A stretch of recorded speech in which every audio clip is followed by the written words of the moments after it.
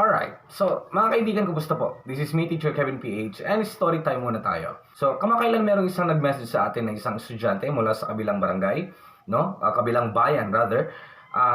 Pero kung magbabiyahe tayo papunta sa kanilang bahay, no? Based sa sinabi niyang location, maaabot tayo ng mga 40 minutes travel din using a motorcycle. And nag-message yung bata, ito yung sinabi niya, magpapaayos siya ng computer. And me, without knowledge kung ano yung computer na ipapacheck niya. And pagdating niya dito mga kaibigan, nakita ko na ang gusto niyang ipaayos, which is dumaan na raw sa ibang technicians and sinintensyahan na rin. And upon checking ko, ito yung computer niya mga kaibigan, tignan natin, yung neck na medyo may kalumaan na rin. Lumang-luma na talaga, hindi medyo may kalumaan, luma na rin. So ito is processor na yung problema niya. And kapag i-restore natin, maka hindi na rin practical. So based din sa diagnostics natin mga kaibigan, talagang impractical nang galawin yan. Lalo't may kalumaan na rin yung unit. And multiple issues na rin siya. Pumunta dito yung pamilya, no? Nanay, tatay at yung anak. So, nakipag-transact sila sa akin, pinadiagnose sa akin kung meron pa daw bang pag-asa yung kanilang unit. And after several time, no, nang ma-diagnose na natin yung kanyang unit, and we've concluded na hindi na nga practical na i-restore yung kanilang unit kasi nga meron ng kalumaan and multiple issues na rin yung concerns natin dito. Sabi ko sa tatay, sabi kasi nung tatay, nag-i-insist siya na baka sakaling may remedyo pa, baka sakaling kaya pa kahit pansamantala lang. Sabi ko, kayang-kaya natin gawing pansamantala, pero masasayang lang yung ibabayad yung pera sa akin. Baka later on, sasakit lang po yung ulo natin, no? Magiging stress lang to sa atin and magiging time-consuming lang din para sa atin. So, ang conclusion ko dun sa tatay, kasi yung tatay kasi mga kaibigan, gustong-gusto niyang ipaayos yung lumang computer nila para may magamit yung anak. Yung anak daw kasi, kahit papaano naman, medyo matalino, no? Parang honor student ata. And yung bata ang nag-i-insist na dapat ma-restore yung computer nila kasi nga kailangan na nila for research purposes later on para sa mga documents, requirements nila sa senior high school. STEM, grade 11 yung bata mga kaibigan. It's a good thing na nag-i-insist siya na magkaroon ng computer, sariling computer. No? Kasi siyempre ikaw naman makikigamit sa mga com shop, magpiprint sa mga com shop.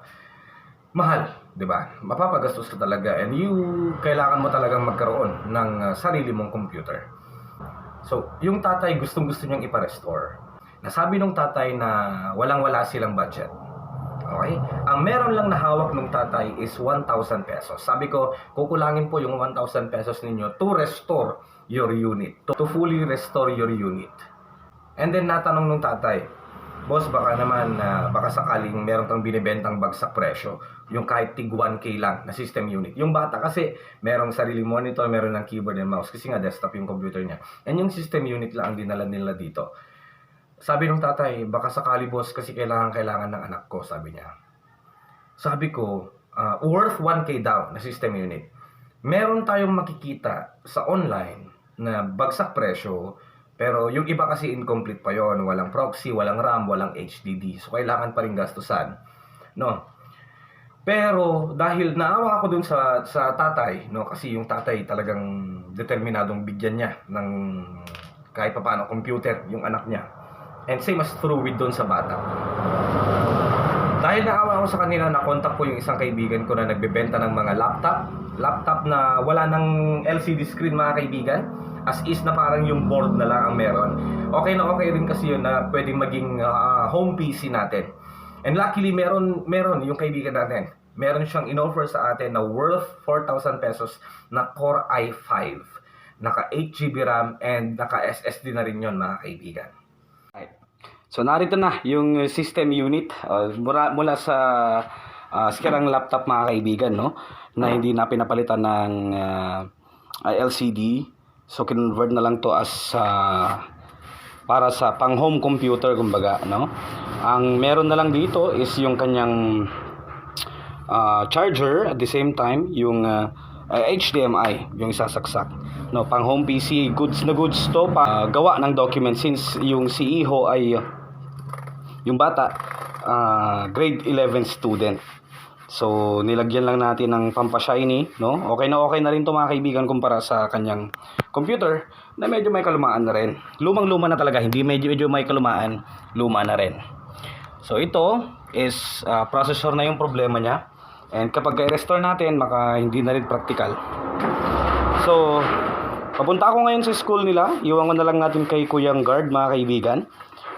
4,000 pesos. Yun ang nirefer ko sa tatay. Sir, mga 4,000 pesos yung meron sa ating system unit, parang kumbaga ganun.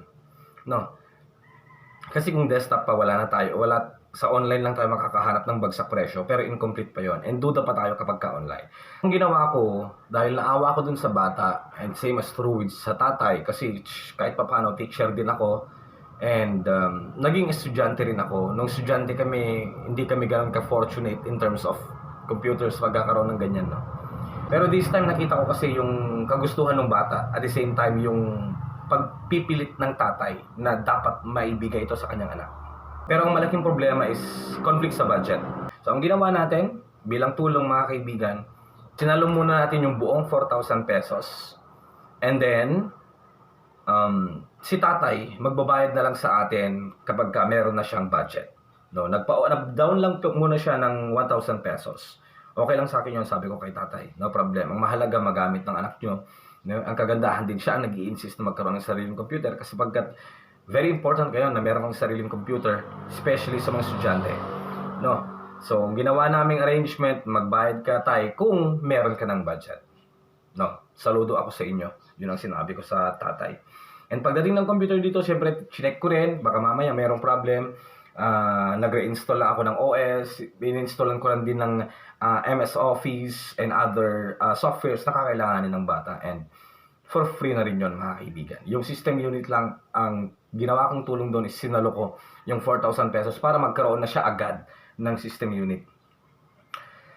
So, yun. Kwento ko lang, mga kaibigan, no? Ang sarap sa pakiramdam na kahit papano, hindi yun libre, pero at least binigyan natin sila ng time span, no? Longer time to provide. So, hindi naman natin sila pinipilit agad na magbayad. Wala naman akong sinabing deadline. Magbayad ka kapag meron na kayo. Yun lang, gusto ko lang i-share.